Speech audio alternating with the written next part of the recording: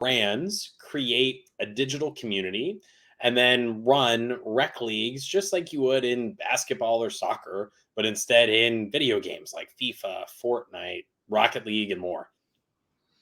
That's great. And so I know that you've been a gamer for quite some time, right? Am I correct in assuming you've never competed professionally on the big stage?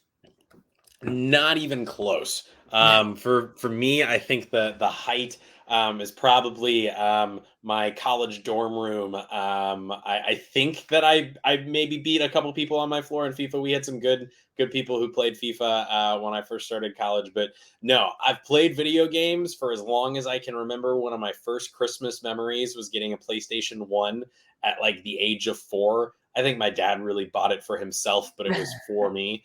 I do that with my Um, son so nowadays. Like, I'm like, I need some more Legos. Oh, it's my son's birthday. This is convenient. Funny how that worked.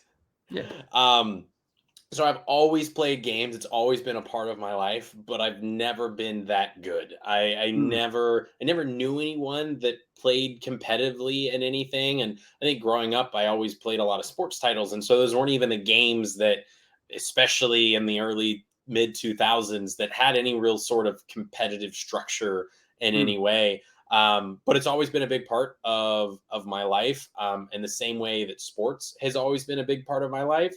Yeah. And for sports, I also have never played professionally. I was pretty good growing up and I played competitively all the way through high school. But the way that I still play sports now is intramurals. I'm in a beer Mm, league, sand volleyball league kicked off last night.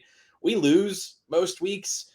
It's an excuse for us to have a beer, but more yeah. importantly, it's an excuse for us to spend time with our friends. And that's the same way we play video games. And so that's why we really wanted to kind of create this recreational infrastructure to give us that same beer league friend, you know, bragging rights experience we now have in sports, but for Yeah. video games. Well, that's pretty cool. I mean, that definitely would not have occurred to me. And I remember when you first brought up the idea, the recognition of this gap in the market. I remember I was like, wow, I am, yeah, totally aware of intramurals and rec leagues and beer leagues and things of that nature. But it seems like it's just something that was kind of just overlooked in the esports space. When you looked at the space, were there nobody doing recreational esports or did you find a unique niche that you uniquely fill? So, when John and I first got connected a number of years ago, I was working at an early stage venture capital firm called Stadia Ventures, invests in sports technology and esports startups. And that was really the first time that I tried to dive in and understand the esports market. And what we saw were the professional leagues, Call of Duty, League of Legends, Overwatch, people buying franchises. We saw that at the top. Then we Mhm. saw a ton of amateur companies like Nerd Street or World Gaming that were providing Sure. competitions, ways for people to win money, be seen, be streaming, be potentially become a pro. And then we also saw a ton of varsity programs popping up at both the college and the high school level. We're based out of St. Louis. Maryville University in our backyard was one of the first universities to offer full ride scholarships for League of Legends. They consistently have like the top collegiate League of Legends team in the entire country. We saw that popping up everywhere, but we didn't see anyone providing any sort of infrastructure at that recreational level. Mm, We play sports through, a local, at college through intramurals. And there was a company that our college used to schedule games and to set that up. But there wasn't anything for that for video games. I'm never going to sign up in a tournament because I'm going to lose. And I know I'm never going to win money, but I'll play against my buddies because I only care about being better than yeah. my friends. I don't care about being the best in the world. And we didn't see anyone kind of providing that infrastructure, especially in a way that I could pick up and do it, or that a park and rec department could figure out how to do it. Similarly to you, I also dictate my friendships solely based on can I beat them at the games that I enjoy most. So, Yep. typically here at DLCHQ, I bring people over to the pool table. If they can beat me, that friendship may not last long. And I'm similar to you in the way that I'm losing more video games than I'm winning. Sad to say, but that's the truth of the matter. When I think of intramurals, when I think of rec leagues, beer leagues, I'm thinking, guys and girls in their 30s and their 40s and older. What age group are you seeing, or what is that range for mission control users? So, given the groups that we work with, we have started out in the college space. So, to date, we've worked with over 300 organizations, helping them build digital communities, run esports programming. Started out the college space. So, obviously, when we're working with a university, we're seeing a lot of people, but primarily between the ages of 18 and 25. When we work with a park and rec department or a private rec organization, a lot of those are looking to target teens. Anywhere, I think oftentimes it's like 10 and up, but 10 to 17, most of those organizations are seeing video games and esports as a way to keep the kids they're losing once they get to junior high and high school from participating in their programming. Here's a way to keep them coming back because they know they're Mm, playing video games. But then when we've worked with brands, we see a lot of them appealing to that college and above. mm, What's been really fun to see, depending upon the communities that we've worked with, we've seen parent child duos, competing in tournaments, at which point we're seeing, people in their, 10 to 12 year olds, 10 to 14 year olds playing with their parents who presumably are in their 30s and 40s. And all of them competing together. So it really kind of runs the gambit, but I would say that the majority of our users are in that 18 and up space. interesting. And then for people who are listening, then I want to get into exactly how mission control works. But for those who are listening, who are looking to engage people of all ages in recreational esports, who are those groups? Who are your target market that you're seeking to engage and would hire you guys to do that service? Sure. So there are four primary markets that we work within in the rec space. So we work with college rec departments. We work with like the University of Kentucky, for instance, or we worked in the past with Duke University. You think your college rec department that's running those traditional intramurals now adding esports. We also work with park and rec departments. So we work with like the city of Las Vegas. So at a city level, they have community centers. They're looking to engage and provide an amenity to their community. Excuse me. We also work with private rec organizations, so like the Special Olympics of New York, or working with, say, soccer. These are organizations that service, specific, typically athletes in maybe one sport or multiple sports, and are looking at esports as a new way to keep those kids engaged when they aren't playing soccer or basketball. Mm, Lastly, we've also done work with corporations, corporate, especially large corporations that have employees that maybe are spread out across the country, maybe are remote, as a way to provide some friendly office competition. So we've worked with Maple Leaf Sports and Entertainment to run a couple hundred-person FIFA, NHL, and NBA 2K leagues for their employees during COVID. The last piece is we've also done work with brands like GameStop and Cinemark, organizations that are either already in gaming or tangential to gaming and are looking at recreation as a way to better engage their audience. mm. Great. So, and I would add to the group of your clients, or I should say, the people that you're working with, which is our announcement here today. We'll get more into later, but is Mission Control supporting the Esports Trade Association, creating leagues for our members to add a more competitive gaming element to this very sometimes we can get a little corporate, get a little too focused on the business, and get focused on the ROI and the marketing and all of these things, and then it's important for us to remember, what is this all about? Like, why do we love what we do? Why are we even here? And it's all about just trying to beat your friends at video games, right? And so why don't you share a little bit more about what Mission Control specifically is doing with ESTA, and then we'll get into how exactly it works. You've got it. So there are two things that we're currently doing with ESTA, and we're incredibly excited to be working with John and Lindsay and Megan and the whole team to work with all of your members. So as John mentioned, one of the things that we're providing is ESTA now has a digital community on Mission Control, and are going to be offering leagues and tournaments throughout the year that are for ESTA members to be able to compete against each other, to play the games that they love, maybe also try a new game that they haven't played before, but do it in a friendly, in a fun environment, competing for some awesome ESTA swag, maybe even being able to play at the conference in a championship, but also Right. just meet other people. At the end of the day, it's a lot more fun being able to meet someone because you're playing them in a video game than hopping on and having a formal meeting. It's kind of a new age digital golf experience. So we're working with ESTA to run those leagues, but then we've also partnered with ESTA to provide discounts for ESTA members to be able to create their own digital community and run their own esports programming to engage their members. So we're incredibly excited to be kicking both of those things off with them this month. And what are the various games that we are supporting with you guys that people can compete in starting today? So this first season, there are 4 games that are being offered.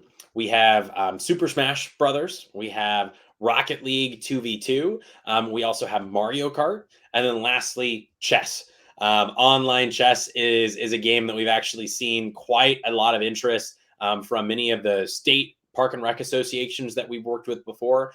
So all 4 of those are currently open for registration. On Mission Control, though, we support nearly 50 titles and can add a new game within minutes. So there should never be a reason that ESTA wants to, offer a competition in a specific game that we aren't able to support. That's wonderful. And yeah, we're excited about that. I'm interested in the perspective of chess. Obviously the popularity in chess is really booming.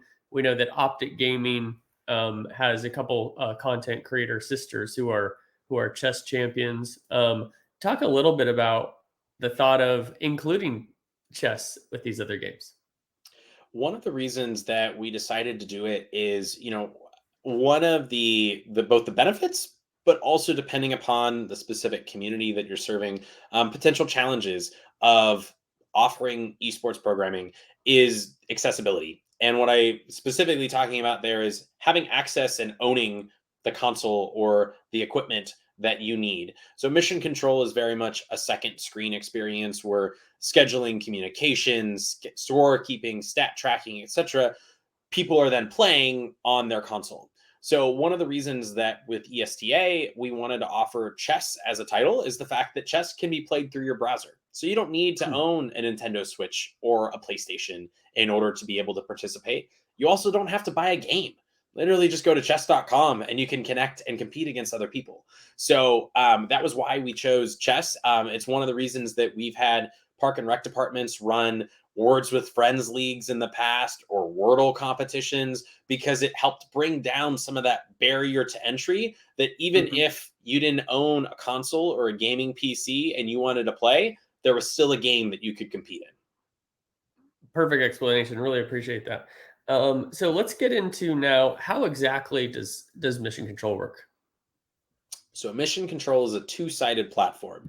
Administrators, such as you, John, you access Mission Control through your web browser. This is where you create your community and manage it. Creating it is not too different from, say, creating a Facebook page. You're putting in the basic information about who your organization is, who's in charge of it, who it caters to, etc. Once that community is created, you can then create activities within it. So let's say that we decided we wanted to do a FIFA league. I see one of the comments was talking about FIFA Mhm. tournaments Yeah. and playing that at college. So let's say we wanted to offer a FIFA league in the month of May on Friday nights. So you would say, hey, I want to create a league. I'm going to put in this information. Registration is going to be open in the months of April. Games are going to take place on Friday nights at 7 p.m. in the month of May. The top 4 teams are going to advance to playoffs in June. It's going to cost $10 to participate, and the winner is going to get a championship T-shirt at the end. So you'd put in all of that information. And then once all that's done, the activity is now created. And then you can start marketing. What you're marketing is you're marketing to players, hey, go download the Mission Control app on your iOS device, join our community, and then you can register for any of those activities. So let's say I say, hey, I'm a part of ESTA. I want to play FIFA. I love it. So I download the app, join your community, register for that activity. And then once registration closes, our software essentially does everything else. It schedules all of the games for players. It gives that schedule to players in their pockets. It allows them to communicate with their opponents, communicate with you. They can reschedule their games if they need to. Each week they go on, they submit their scores, they keep track of their stats. All of that's happening within our app and making that easy and manageable for you as an organization. So then at the end of the season, the top teams advance to the playoffs. You have a little tournament, the winner gets crowned, you rinse and repeat. That's fantastic. From a standpoint of how many people can join a league or play at one time, is there a minimum and a maximum? Do people need to think about things differently if they have a smaller community versus a bigger community? Yes, we do have a minimum and a maximum. With Mission Control, we try to make it really easy that organizations can run programming that's either virtual or in person. It's not uncommon that for most organizations, they maybe don't own any consoles or have a gaming room. So that's one of the reasons that we've largely focused on making digital competition programming really easy so that, hey, you can just do it from your home. So with that, we always recommend that you have a minimum of 4, so that if you were to play over the course of a month, I could play each person once. We could have a little tournament at the end, and I'm not playing the same person time and time again. Right. On the flip side, on kind of that maximum, it's in large part how many people that you want. So if you were to do something in person and maybe your space had 6 consoles, okay, maybe you're doing 12 because you could have 12 people playing at the exact same time against each other. That's a good Sure. cap. If you were doing it digitally, you could honestly go as high as you want. When we run tournaments, we recommend a cap of 64 for a bracket. But from a league, most oftentimes we'll see it between 16 and 32 is typically a good cap. Because if you're playing over a month or two, you get a mix of playing a number of people, but you're not playing every single one and it's not too long. And you can still easily identify a winner at the end. That's great. When you look at, let's take local communities, boys and girls clubs for a good example. One thing that I've recognized in the market is basically every city is saying, what does esports mean for the local youth? I know everybody's playing games. I maybe don't really understand it. I don't know how to get these kids together. Let's start with what are some of the common mistakes or misconceptions that these local groups are making that Mission Control is helping to make their lives easier? Sure thing. I think probably one of the first things is, John, for both you and I, we grew up playing video games. And I think that more and more as individuals who grew up in the 80s and the 90s and video games were more accessible and a part of homes, and especially the popularity that how video games have just blossomed and boomed over the last 20 years. For us, we understand the basics of video games, and like it's rather easy for us to pick things up, go with it. Even if we haven't played a specific game, we may know what League of Legends is, even if we don't play it ourselves.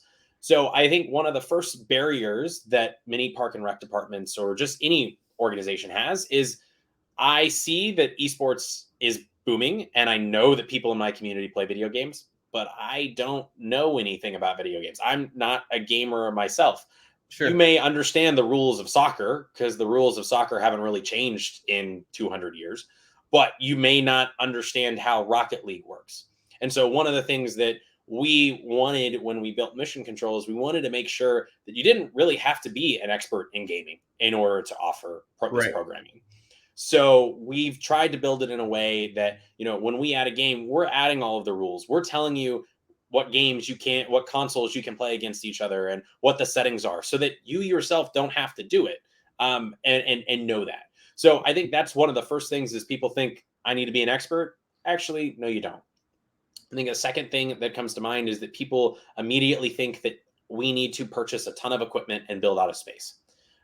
in-person gaming, John, especially as someone that has been in the esports world for a long time, like, how fun it is to be in person at an event, and got Absolutely. fans and people screaming, and there's you're able to trash talk, in a friendly way, of course, I do love some a trash little bit talk. easier in person, all of those types of things.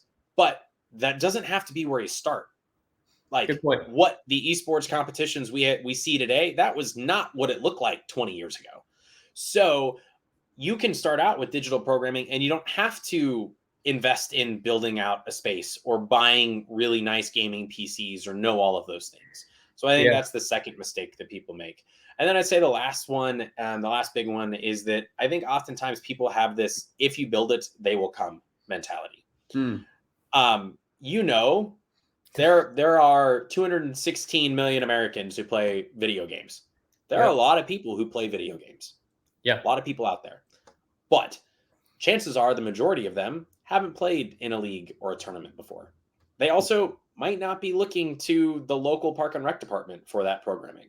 So, for an organization, when you get started, you need to recognize and treat this just as any other new program that you have, that it's going to take time, it's going to take effort. Yeah. You're going to need to try things. Some things are going to work, some things aren't. You're going to need to be willing to iterate. You're also going to need to be willing to look at I need to be willing to invest, 6 to 9 months to try this, not just send one email, and if I don't get any responses, I'm done. Yeah. So I think you got to recognize that it's going to take time. And as long as you're willing to continue to try it and try new things, eventually you're going to find a formula that's going to work for your community. Well, and what I love you're saying there, it's a great point that, yeah, you're not going to have immediate success. You want to have a crawl, walk, run strategy. You want to find out what's working, what's not, without blowing your whole budget, right? And so I think that's one way that a lot of people get burned is you put on a big event like this, you could be spending $1 million, at least 100,000, a few 100,000, a lot of times for these events, and then it doesn't work because it's the first time you did it. Maybe the marketing promotion was off, and then either you lose your job because you convinced your boss to spend all this money to put on something nobody attended, or people get burned and they're like, it doesn't work. We tried to throw a tournament, XYZ. And so I think what you guys are doing, you're essentially lowering the barriers to enable the crawl, walk, run, right? And you're Yep. saying, hey, at a low cost, with a light lift, let's go ahead and give you the opportunity to gain some learning, some experience. And then throughout time, now you have the opportunity to scale and understand where your program uniquely can go. Would you agree with that? 100% agree. You don't need to, similar to kind of why we don't recommend purchasing a whole bunch of equipment and building out that space. Let that come with time. You don't need to go spend $10,000 to run a giant in-person event. You could probably engage more people for $1,000 online. And once you've convinced people that, hey, this is something here, then you could better justify that. That's I right. think one of the other things, especially when we talk with really organizations of any type, one of the things that's of interest is, okay, because there is a cost, there can be a cost to use mission control, especially at any sort of scale. So how do we bring in sponsors? How do we bring in people to help offer pricing or to help promote? Well, a lot of times you need data points to prove that. So if you can start out with something that doesn't require a lot of investment, and then recognize that over time, I'm going to gather the data and the use cases and the proof points to then be able to now go and get other people to help me fund this and grow this over time. We love the crawl, walk, run, and we want to help people be able to crawl and not immediately think, "Yeah, I got to be running out of the gate." Yeah, love that. We have a question in the chat here, and people who are watching, if you want to put questions in the chat, I can't guarantee we get to all of them, but we will definitely try to address some of the points. Our good friend Scott Dorn here, he's hailing from Wisconsin, and he says, are there any corporate leagues similar to how there are company sponsored volleyball or softball teams? Wondering your take on options for company employees to compete against other companies. Where my mind goes is that traditional like police department and fire department, right? Like, so tell me a little bit about your experience or your views on that. Well, it's fun, Scott. You must have actually been sitting in the coffee shop in St. Louis I was in earlier today with my co-founder as we were talking about this exact thing. It's 100% something that we see, and I think that especially as companies are moving remote and or hybrid, I think 4 years ago, prior to COVID, I don't necessarily think companies would have been convinced that some sort of digital program or competition was something that made sense or was worth investing in.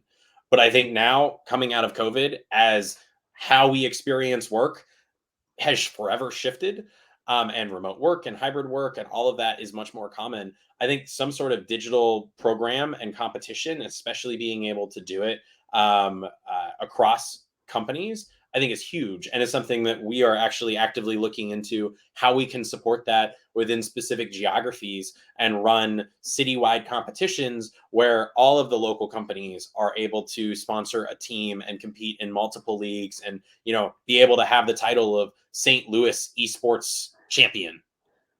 Right. Yeah, love that. I'm curious. I've met with you and your team a number of times, and so it's been really cool to get kind of an inside look on what you guys are doing that not everybody publicly is quite aware of. I'm a big believer in case studies, and so I love learning from case studies. I find them just really enjoyable. Can you give me a case study example of Mission Control working with a brand?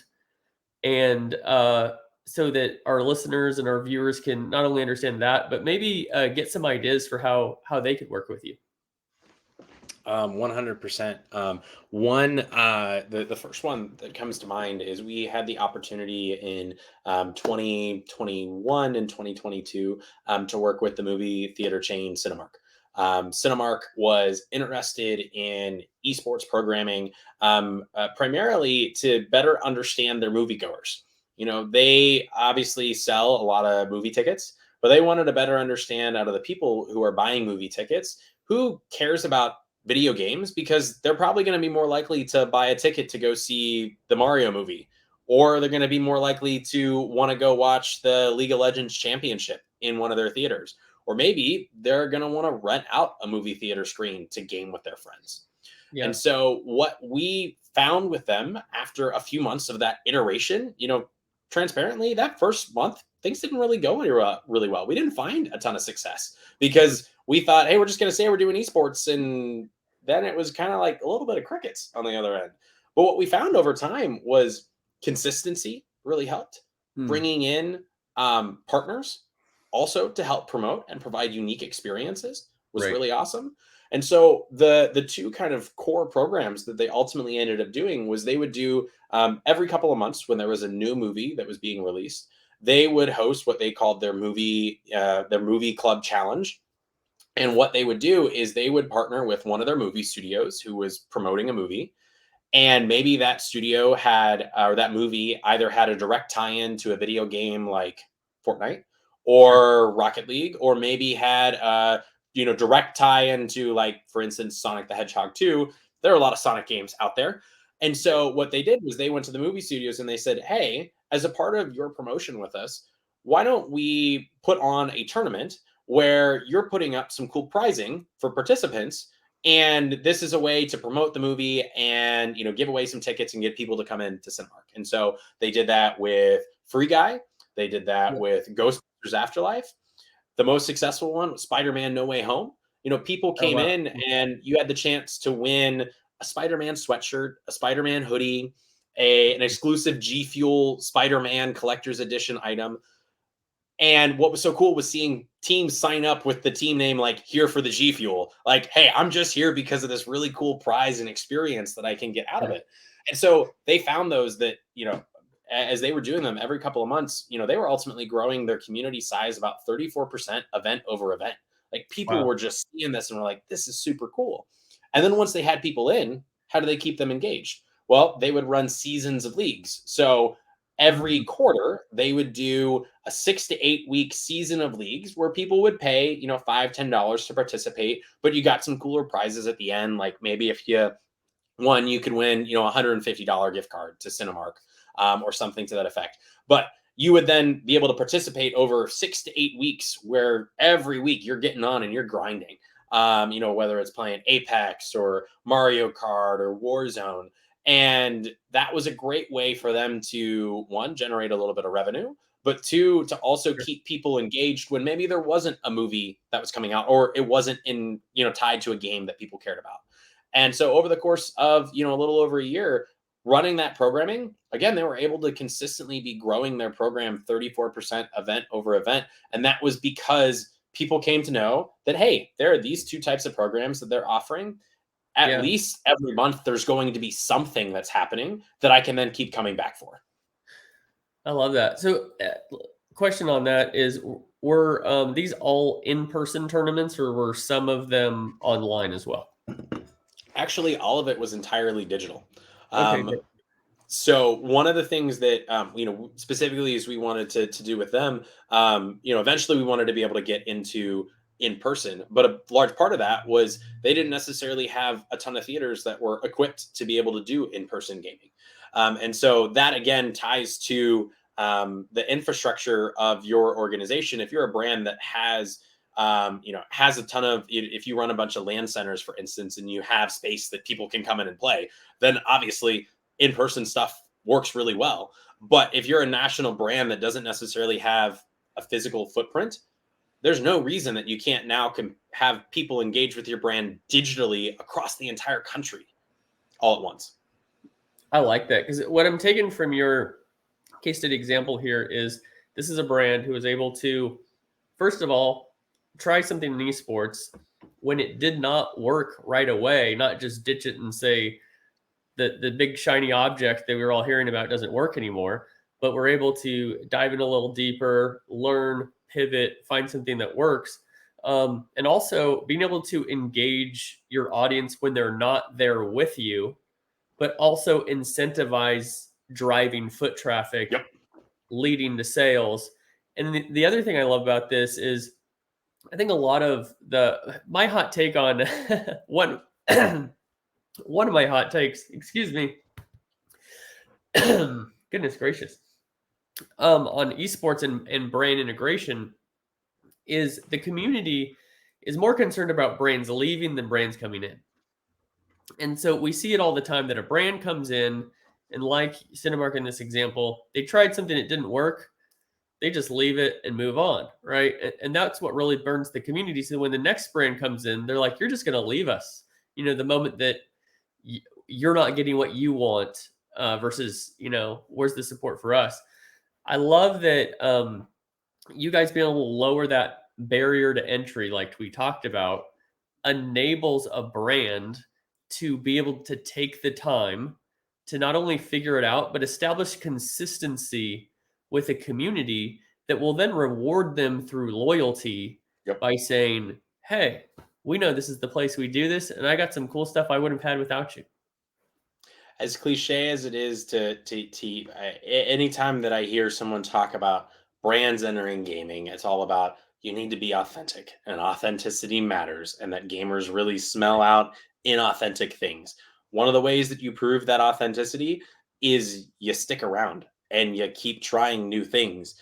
And even if things don't work right away, you take that feedback and then you make changes. And that proves even more that as a gamer, as an audience member, as a fan, that Yeah. I'm being heard and my voice matters, and they're going to take my feedback seriously. Absolutely. And I always try to be fair to the brands as well, because I've sat in that seat on the brand side. And we have to recognize and realize the reality of, if a brand is not making money, getting more customers or accomplishing their KPIs, they're not going to be in this space, because the reason why they do these things is for it to benefit their business.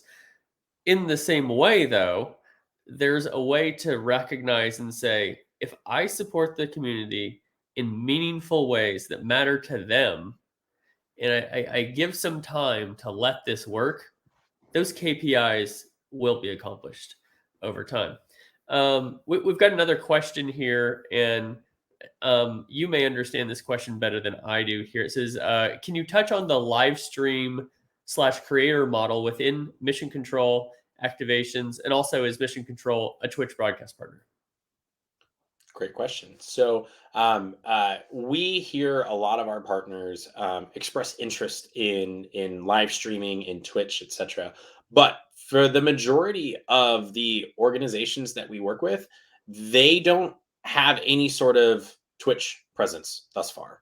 Additionally, if we're talking about trying to bring that barrier of entry down for gamers, not only do we want to make esports accessible to organizations that aren't inherent to gaming or maybe don't have any gamers themselves, we also don't want to eliminate gamers who aren't comfortable streaming to now have to do that in order to participate.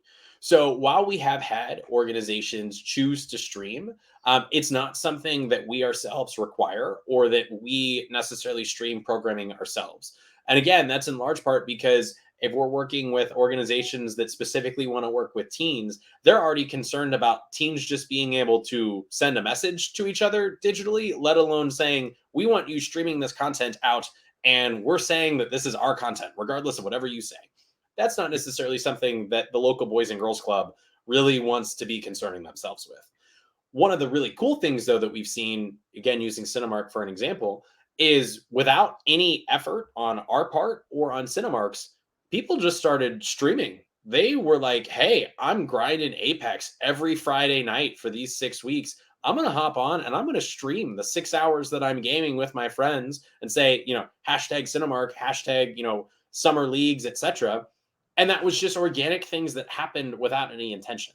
So we're thinking about ways that we can make streaming more accessible and that we could even integrate Twitch and streams into our product. But thus far, it hasn't been something that we've prioritized, although we see opportunity with it in the future. That's fantastic. We touched on a little bit what people are either not doing well or the misconceptions. Let's flip that around and why don't you share what are some examples or what are some things that whether it's a company, whether it's a Boys and Girls Club type organization, what are people doing well in this space that people can look at and benchmark for success and replicate? So it's always really important for us with any organization that we work with, regardless of who you're serving, what the type of business you are, is understanding exactly what your goals and are. What are metrics for success for you?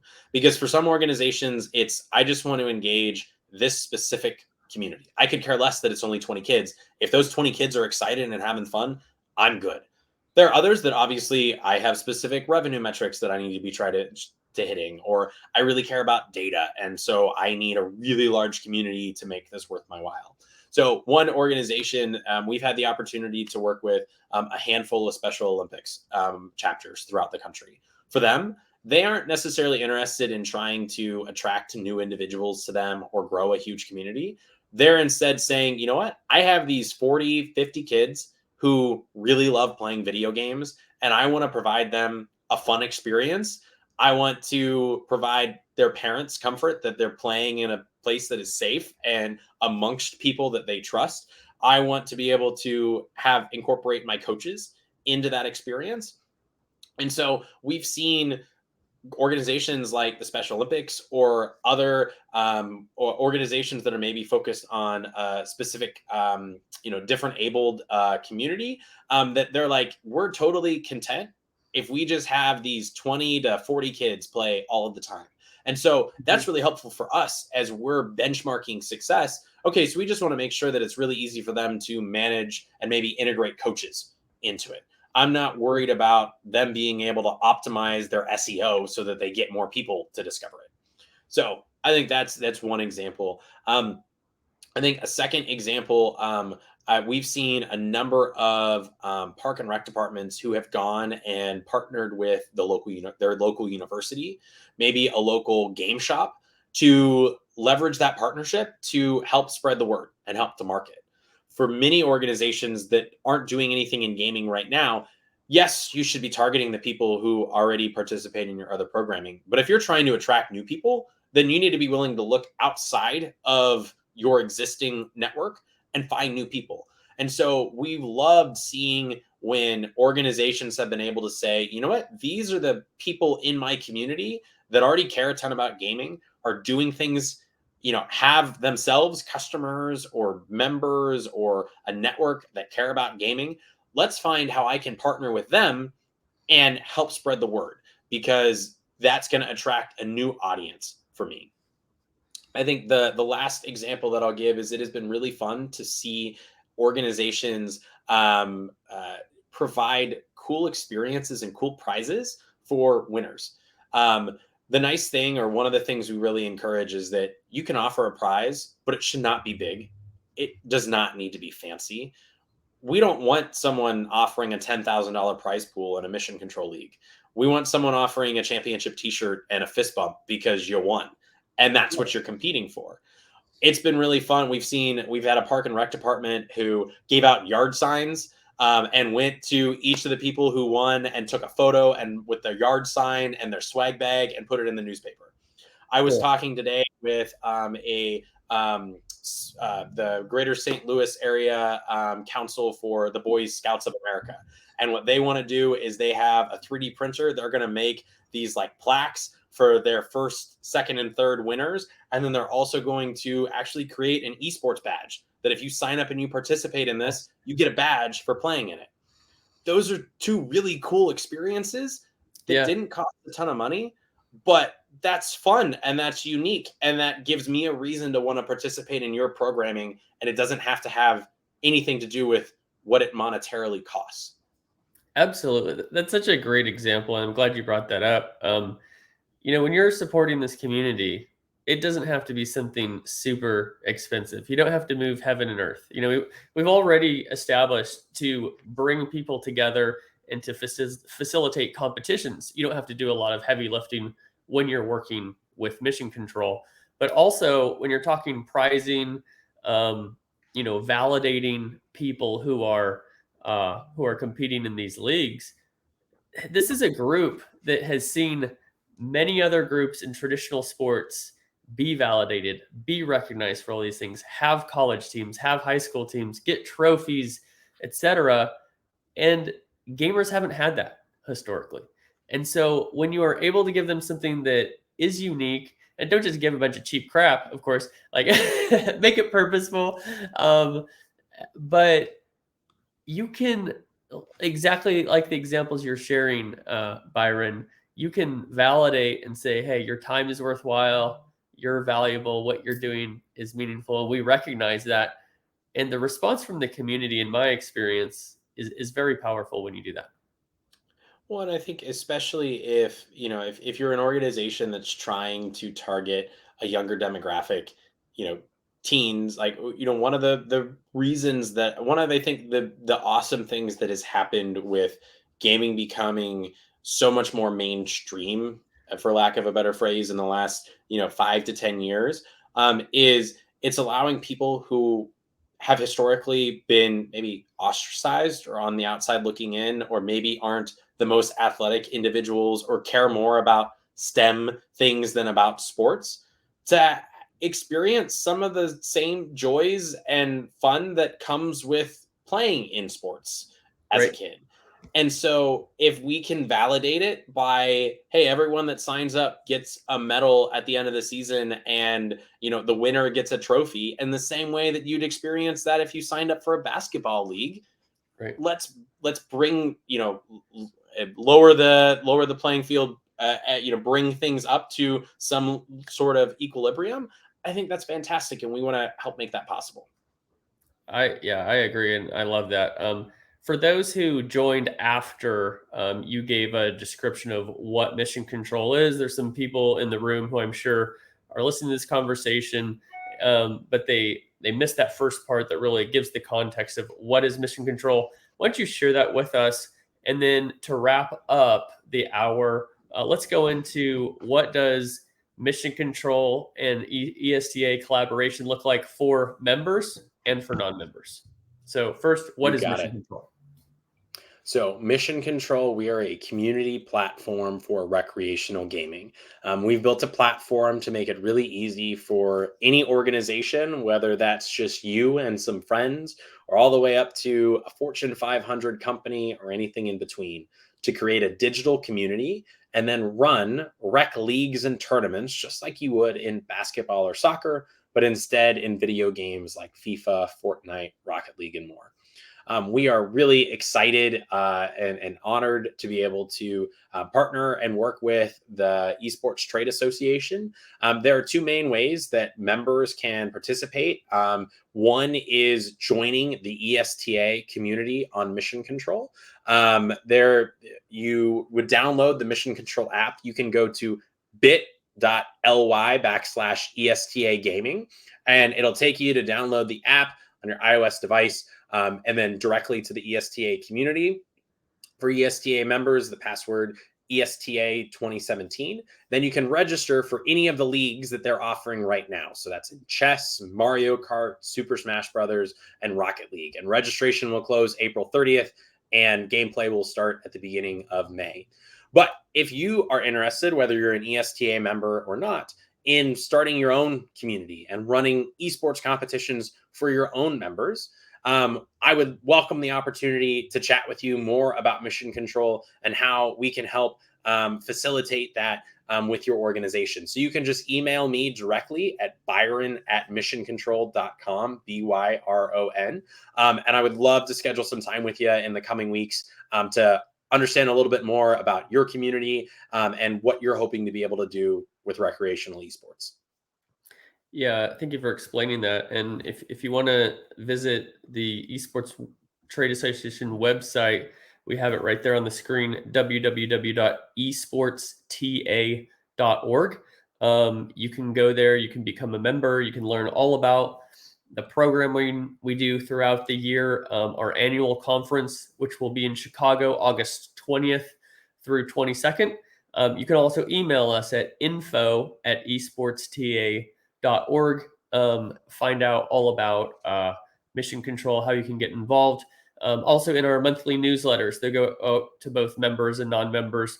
We'll have banners in there as well as instructions to get you guys signed up. So I urge everybody who's watching this, definitely get involved. Like let's have some competition. There's nothing wrong with a little trash talk, and let's build these relationships, these business relationships through gaming. And let's not forget that, like we said at the beginning of this, the reason that we are all here, that we work in this industry that we love so much, is because people love competing in video games, and that provides career opportunities for so many people. So let's not forget that aspect of it.